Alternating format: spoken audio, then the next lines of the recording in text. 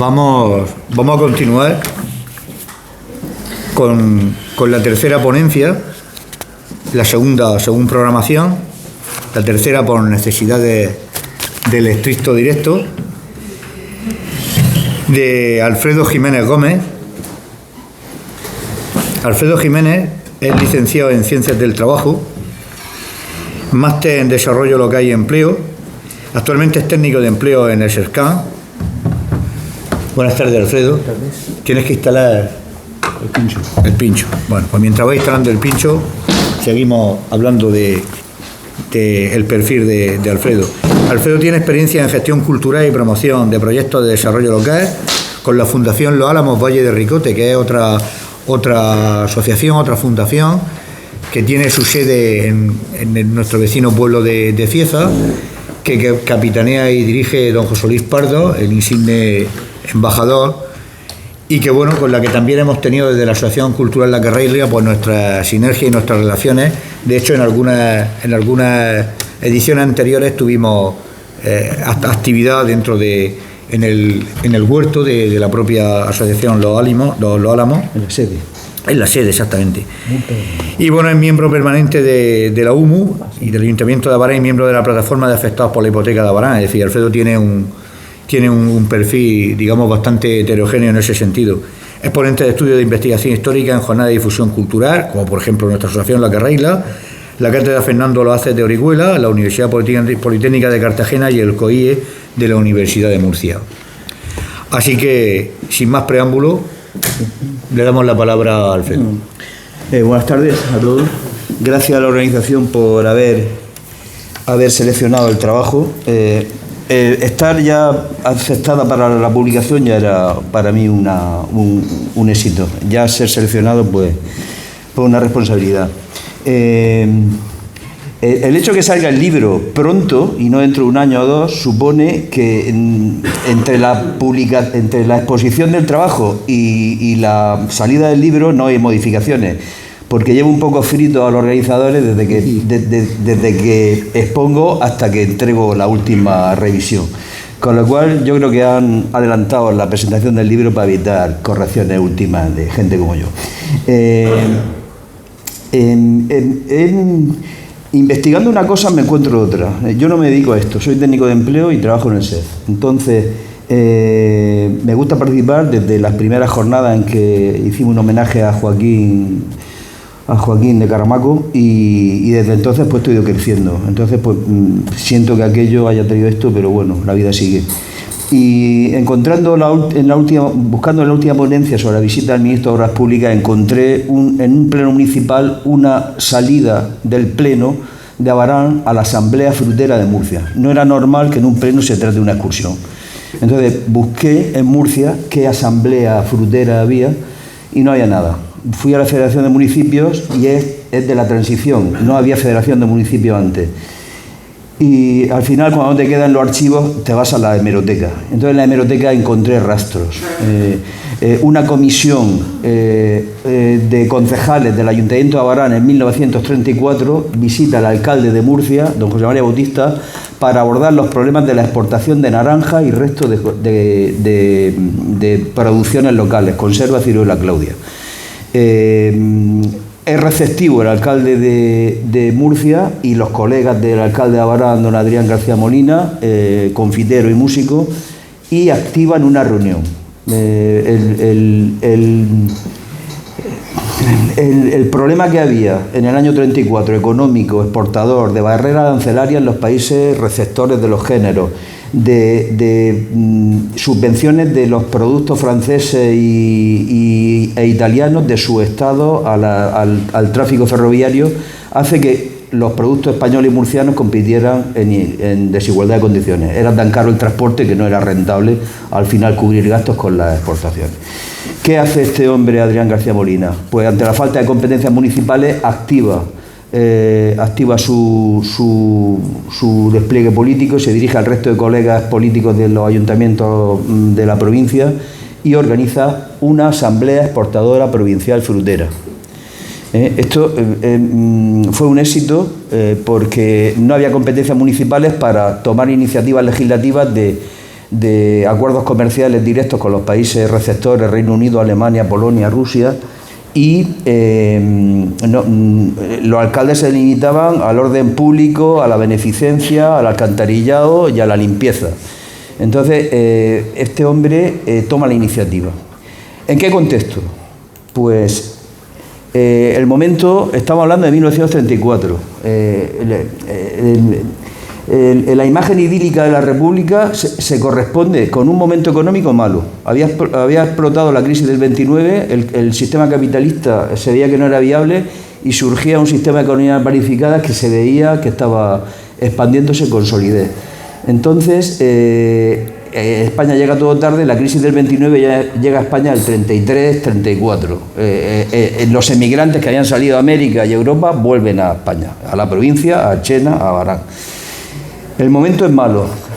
El río está sobresaturado. El río lo ocupan los regantes tradicionales y lo ocupan los nuevos inversores que ven que hay una posibilidad de los antiguos heredamientos, el agua sobrante de la acequia, elevarlas no con norias sino con motores. Entonces es un negocio pingüe poner motores de explotación.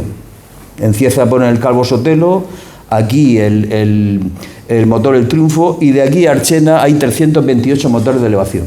Ni que decir tiene que lo que llega al Guaza, Torres de Cotilla, Murcia, es el Escurrimble. Ni se pueden imaginar lo que llega a Orihuela, que vive del agua y de la agricultura. Orihuela montan en cólera y suben aquí a romper los tubos. Estamos hablando del año 32, 33, 34. El obispado de Orihuela, que tenía peso entonces en la Iglesia Nacional, activa sus contactos, Ruiz Capdepón, y con los diputados que tiene Alicante allí, y se dirige al ministro de la Gobernación para que clausuren los motores. Pues hay un listado del ministro para clausurar los motores. Mandan al final, ya hartos del Segura, la visita del ministro de Obras Públicas ya es por descansar y ver qué pasaba aquí. Viene el ministro de Obras Públicas por primera vez y empieza por Cieza. Se baja en Cieza y viene a Barán, donde estaba el núcleo del problema con el motor de Resurrección, a ver qué pasaba. Bueno, pues sobre el terreno ve que está quemando el agua, pero está generando núcleos de riqueza y está exportando y trayendo divisas. Entonces la idea que tenía, que era clausurar los 328, que ya tenía la lista, lo que hace es ponerle contadores. Salva el ministro de Obras Públicas, que empieza por Barán la visita, el tema de la explotación. ¿A quién posterga? A la central eléctrica. Las poéticas fábricas de la luz, que eran también concesiones que se pedían particulares a los ayuntamientos, se acaba de crear la Confederación Hídrica, Confederación Hídrica del Segura, compraban licencias, Rogelio Manresa en Almadenes, a Juan Marín se la compra a Joaquín Payá, aquí Nicolás Gómez Tornero se la compra al que pide la explotación. Tú pides una licencia, no tienes dinero, la revendes, da el pelotazo y el que viene detrás hace la central. No es un interés altruista, humanitario, dar luz a los pueblos, no, es una inversión, invierte en tecnológica y a eso se dedican. Y estos inversores no solo invierten en Segura, invierten en Ribadesella, en el norte, en Asturias, porque son las nuevas tecnológicas. Pues el conflicto entre las tres Vegas se empieza a resolver con la visita del ministro Ignacio Prieto aquí y la creación en el año 1933 del Plan Hidrológico de la República, del que sale el trasvase Tajo Segura que regaba el campo de Ricote, porque en los planos originales se riega el campo de Ricote. Luego ya en el 67, cuando los tecnócratas del régimen tiran de los planos, ya lo que se riega el campo de Cartagena, porque Cartagena tenía más fuerza y necesitaba poner en producción aquello. El conflicto de las Tres Vegas, las tarifas aduaneras de los productos locales en los mercados de destino. Francia era muy proteccionista en agricultura, antes, durante y ahora, y Francia prima la exportación de subsidio de la Claudia y grava a los transitarios que pasan por allí. Con lo cual, exportar a Inglaterra pasando por Francia no era rentable. ¿Qué te quedaban? Los vapores de Cartagena. Vapores que al final son fletes que hay que pagar. Y pagar a Juan March, que era el que tenía las navieras, compró las compañías de cabotaje y creó la compañía Transmediterránea. Y ahí había que ir a morir, y todo el mundo conocía la catadura moral del último pirata del Mediterráneo, que era, según Francesc Cambó, que era Juan March. El tren estaba muy complicado. Cataluña estaba en la Junta de Aranceles y negociaban su interés. Y Valencia tenía unas tarifas ferroviarias baratas, de las que no se podía coger Murcia. Y esto, exportadores a baraneros en Murcia, como Antonio Gómez, desde el año 31 se están quejando. Las tarifas aduaneras impiden que sean competitivos las labores de Abarán, y Abarán vivía de la exportación entonces en Europa. Y las tarifas ferroviarias son estas que digo. Este es el contexto económico. En la prensa, en España no se leía, aquí la tasa de analfabetismo era grande, pero los periódicos se los bebían los vecinos. Entonces es una joya mantener en la hemeroteca estas fuentes directas. La prensa se posiciona, la prensa conservadora, que es La Verdad, El Levante Agrario, y un periódico satírico que es graciosísimo, que se llama Don Crispín. No tiene desperdicio, ni El Jueves le llega a la altura ahora mismo a Don Crispín. Y por el lado progresista, El Liberal de Murcia, que es de la misma cadena que El Liberal de Bilbao, que presidió Ignacio Prieto, están todas las provincias, y El Tiempo. Y una prensa regionalista que sale a crear conciencia de región, que se entendía con el problema autonomista que Murcia no debía ser solo la provincia, que debía albergar la Vega Baja, Orihuela, Callosa, todo lo que es el Segura, hasta Guardamar, Albacete y parte de Almería.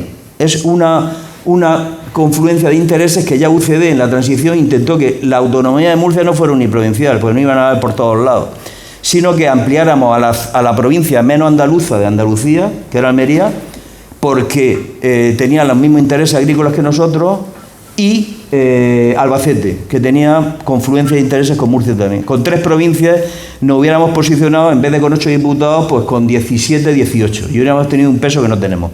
Bueno, pues al final esto no se hizo ni en la República ni en la Transición. El debate se ve en el posicionamiento de la prensa. ¿Cuál es el momento político? Pues el momento político es expectativa de un nuevo régimen, de caída a la dictadura. La gente no entendía que un monarca estuviera con un dictador militar como Primo de Rivera, y decae. Esto y la guerra de Marruecos y las sangrías de mozos de reemplazo que no podían exhibirse del pago de ir a Marruecos, a diferencia de los 2 señores de familia, de la burguesía, de la conserva, que pagaban la exención de la mili por 2.000 pesetas, pues se fue un escándalo, y esto fue lo que hizo caer a Alfonso XIII, porque fue en unas elecciones municipales el 14 de abril del 31 donde pues puso camino a Cartagena, camino a Italia. Se genera un momento de reforma.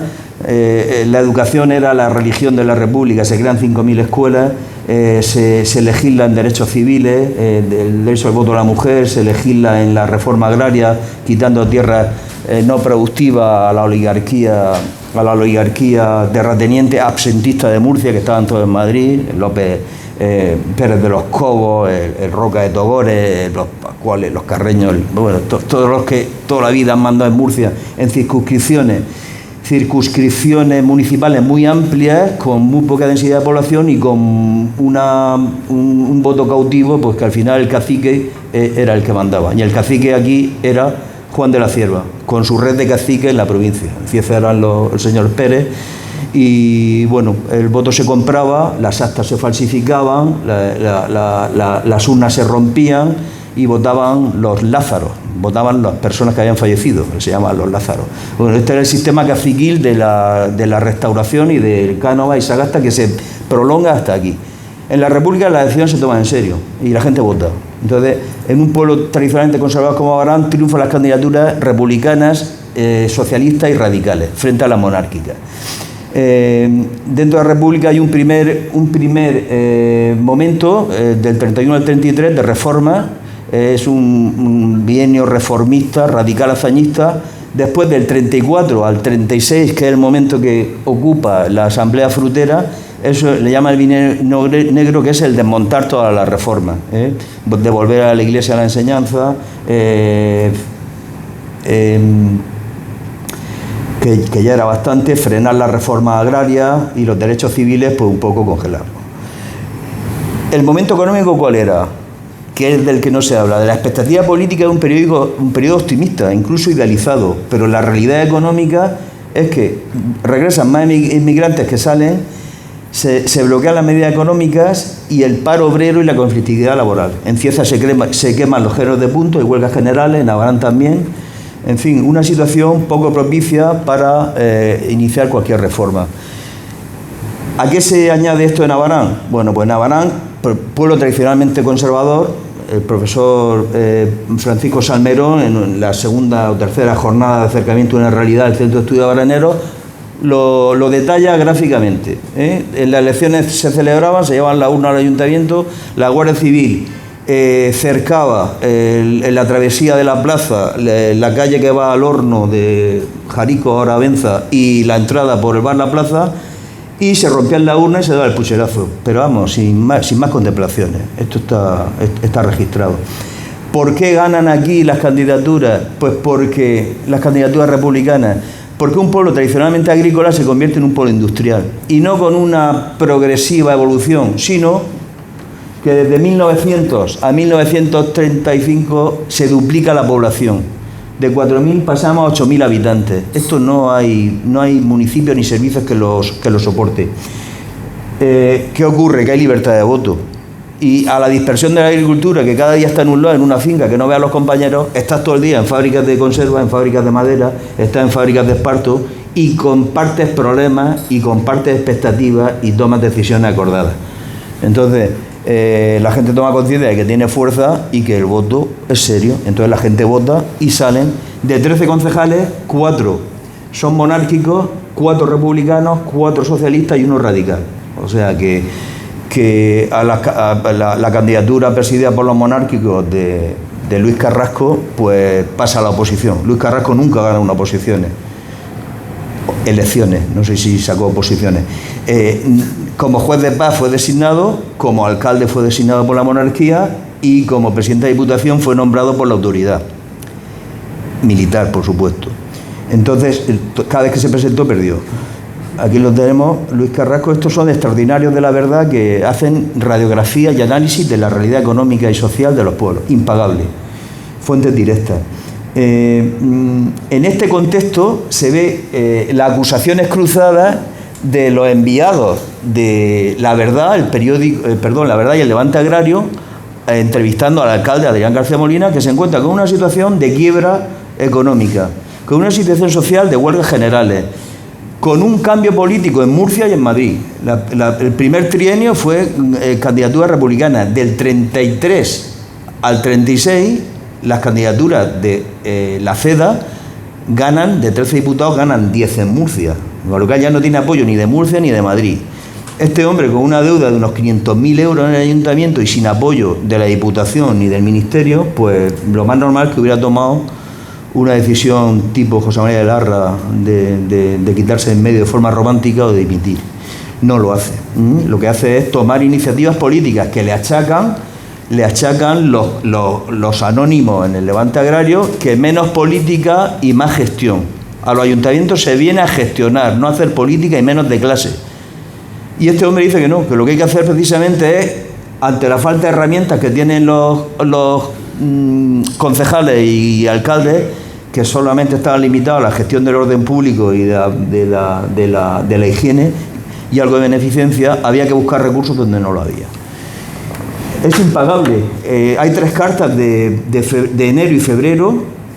Debe el Ayuntamiento de Abarán del orden de 500.000 pesetas. En pesetas constantes, quitado el efecto de la inflación, 500.000 pesetas son 500.000 euros de ahora. O sea, prácticamente si una empresa estuviera en quiebra y no tiene ingresos. Ante esta entrevista del periodista del Levante Agrario, se añade, firmado un anónimo, un abaranero. Adrián García Molina le achaca que le da vergüenza publicar su nombre, al que le dice que menos política y más gestión, que aquí no se recauda, paga el que quiere y el que no quiere. Entonces contesta sobre una noticia nuestra, Adrián García Molina, sobre una información nuestra.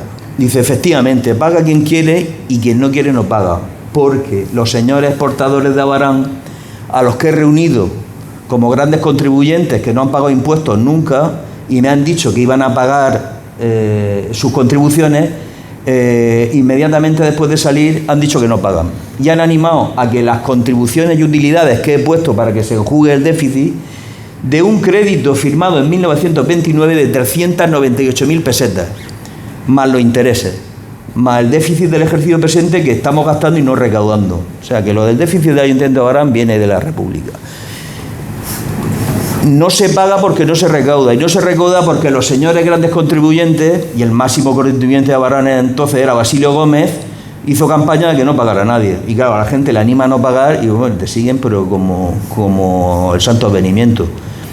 Pues reúne a los grandes contribuyentes, Adrián García Molina en el ayuntamiento, Iván Basilio, va Félix Cayetano, va Nicolás Gómez Tornero, va Agapito González, van todos, porque la propiedad estaba concentrada en 10 familias. Y no quiero mirar hoy cómo está concentrada. Habría que ver cómo estaba concentrada la propiedad en la República y cómo está ahora. Y a lo mejor nos sorprendíamos y ahora mismo está más concentrada la propiedad en Abarán que entonces, porque había minifundio. ¿Qué es lo que dice? ¿De dónde viene esta deuda? Pues que los señores exportadores de Abarán, cuando van a ciudades en verano, al terminar sus campañas, ven los adelantos de San Sebastián de Bilbao y los quieren poner aquí. Quieren ver alcantarillado, quieren ver alumbrado público, quieren ver servicios, y entonces adelantan el dinero.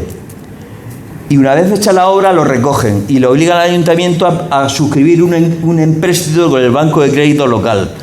Y este es el origen de la deuda de 500.000 pesetas, de 398.000 más intereses, 72.000 son del ejercicio corriente.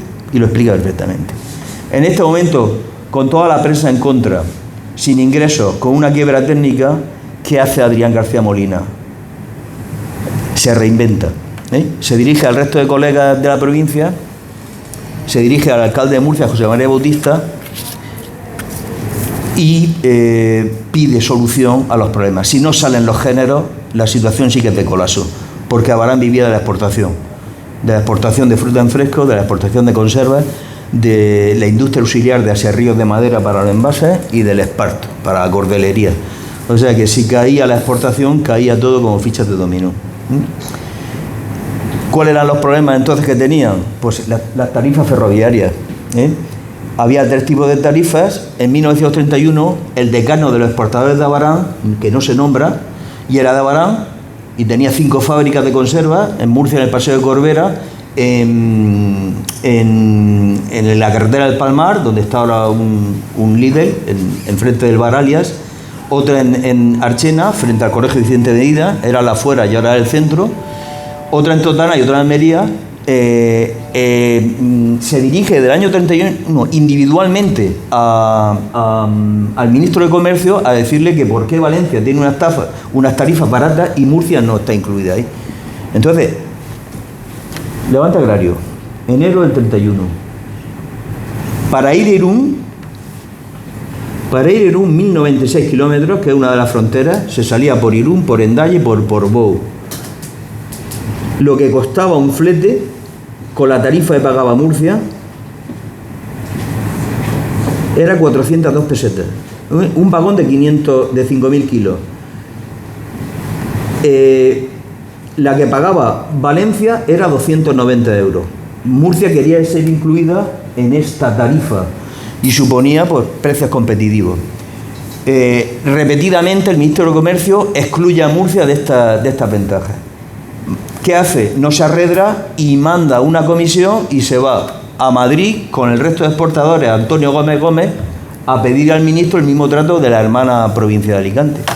Y sigue dando guerra. El problema naranjero y un telegrama que es repetido en todos los periódicos de la provincia, tanto los de izquierdas como los de derechas.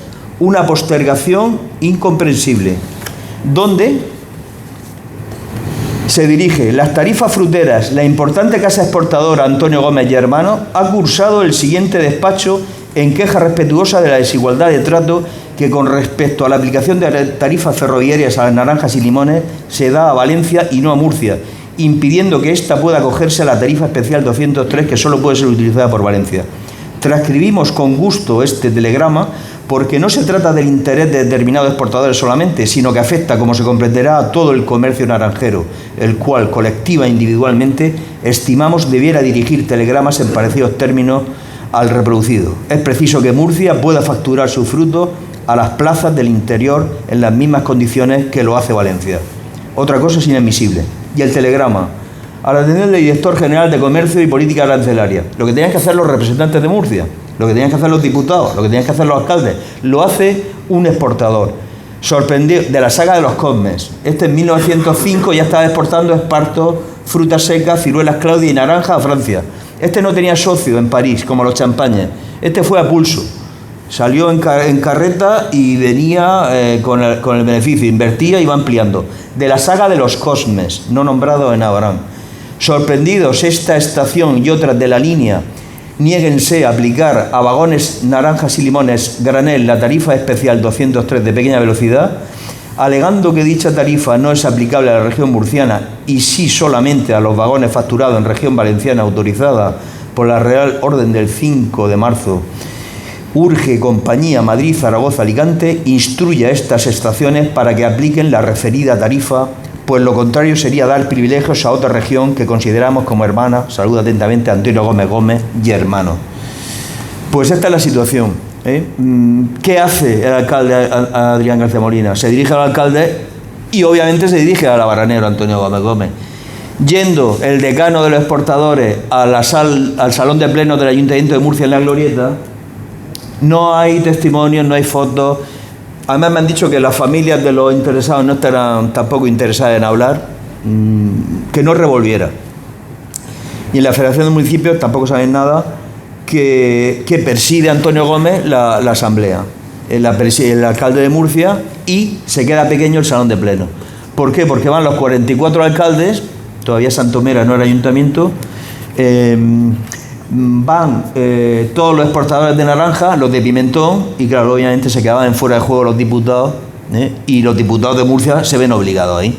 Salvador Martínez Moya, Pérez de los Cobos, Díez de Revenga, Federico Salmón, luego ministro de Trabajo, Fernando Perea, en fin, y tampoco van con humildad, van riñéndole. Es Antonio Gómez.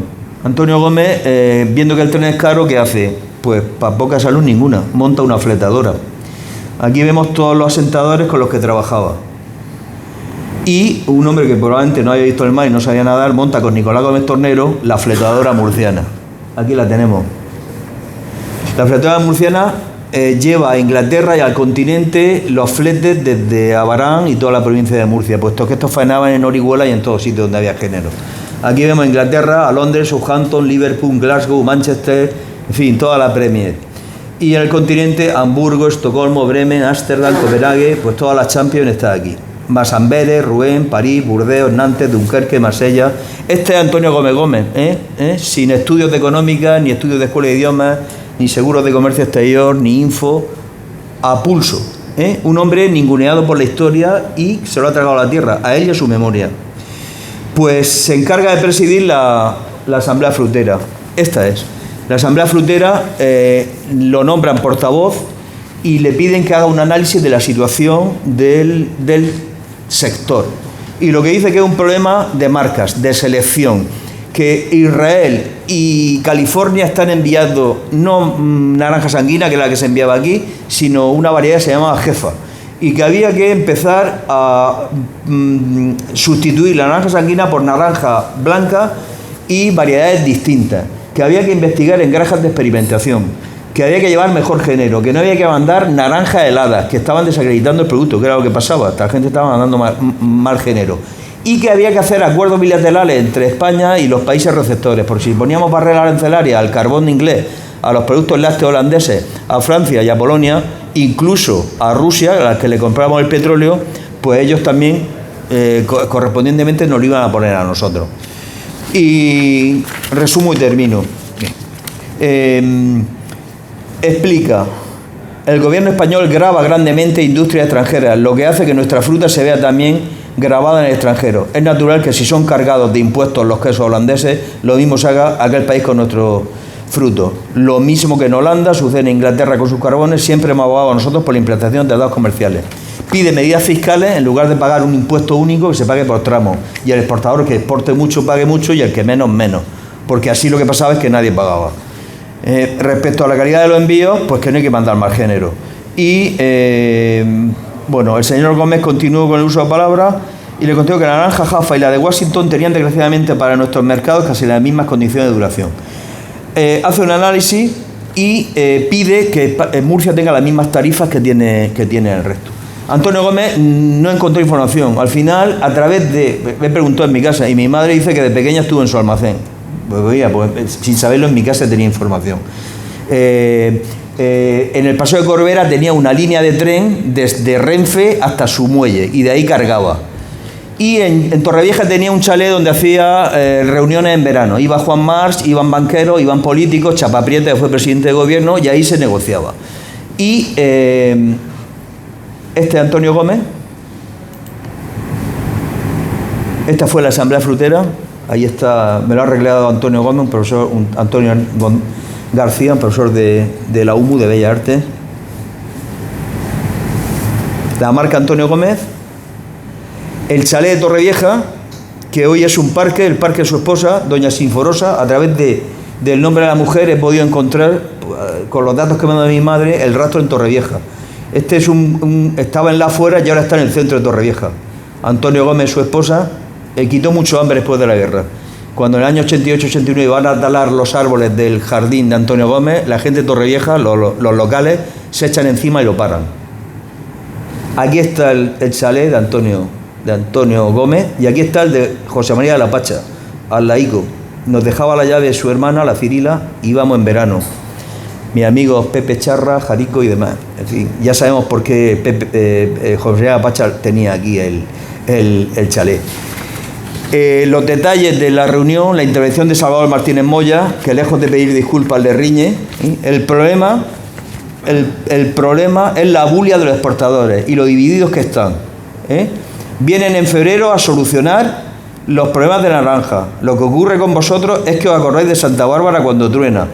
Y eso es producto de vuestro carácter abúlico. Nos venimos a preocupar de la naranja en febrero cuando es un asunto que ya debía estar resuelto desde el mes de junio. Debemos de procurar defender nuestra producción y para que no llegue el día en que nos tengan que decir como a Boldil llora como una mujer lo que no ha sabido defender como un hombre. Salvador Martínez Moya, Federico Salmón, Díez de Revenga, todos Pérez de los Cobos, es que son los mismos nombres que ahora mismo. Pérez de los Cobos es el abuelo del general de la Guardia Civil que pidió la grabación de Pablo Iglesias en el supermercado de Madrid y le dijo el gerente que sin orden judicial no había nada. El otro, el hermano Pérez de los Cobos, es presidente del Tribunal Constitucional, el de la sentencia del Estatuto Catalán. Díez de Revenga, pues el nieto es consejero de turismo, es el que iba a pasar el tren por encima y ahora va presumiendo de que el tren va por debajo, en fin, de una cosa y de la contraria.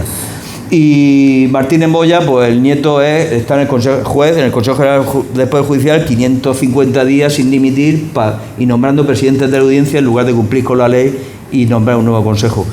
Las posiciones de la derecha se repiten entonces y se repiten ahora. Y la situación de fragmentación de los exportadores está similar.